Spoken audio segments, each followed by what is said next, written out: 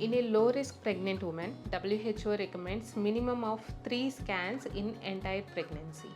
Those scans are first one NTNB scan, which is done at 11 to 13 weeks of gestation, and it is done to detect the soft markers for aneuploidies like trisomy 21.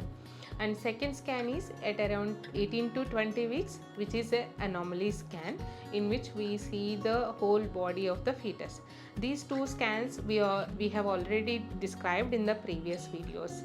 In today's video, we are going to discuss about the third most important scan, which is a fetal growth scan, which is done between 28 to 32 weeks of gestation.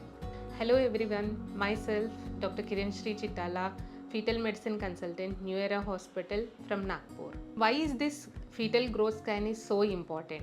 We know that detection of aneuploidies and anomalies in the baby is very important. Why we have to see the fetal growth scan? There is a condition called as fetal growth restriction, in which baby weight gain will be less than third centile for the gestation.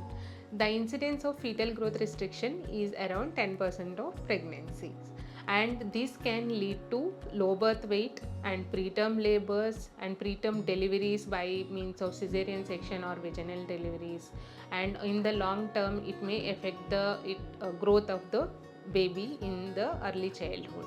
Fetal growth restriction can even lead to in utero death of the fetus. So that's why it is very important to do a fetal growth monitoring scan at 28 to 32 weeks of gestation. What are we going to do in this scan? We are going to see the fetal weight, whether it is increasing or not, or decreasing, or in the static range, or we do see the water levels around the baby, that is Liker levels, and it should be normal, it should be more than 8 centimeter. And we also see the placental location. Sometimes in the early pregnancies placentas may be lower down, and we follow those cases in the third trimester scan. And cervical length assessment. Most important, fetal Dopplers, that means blood supply to the baby, whether blood supply is going correctly or not, that also we see. And another thing is evolving anomalies. Not all the anomalies can be detected in the 5 months anomaly scan, and there are many anomalies, defects in the fetus, which will develop in the third trimester. So to see those evolving anomalies, this growth scan is very important. If there is any abnormality in all these parameters, either growth, Liker, Doppler, or any anomalies detected in the fetus, those pregnancies may need follow-up scan as required.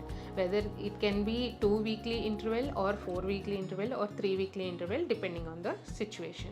For high risk patients, such as pregnancies complicated by the hypertension, diabetes, or previous history of preterm labor, and those patients may need more vigorous monitoring. And in these patients we do the fetal growth monitoring starting from the 24 weeks itself at 4 weekly interval. At least minimum of 1 growth scan is important in entire pregnancy, that is between 28 to 32 weeks of gestation. In case obstetrician feels the baby growth is clinically not looking good, they may ask you for frequent monitoring scans.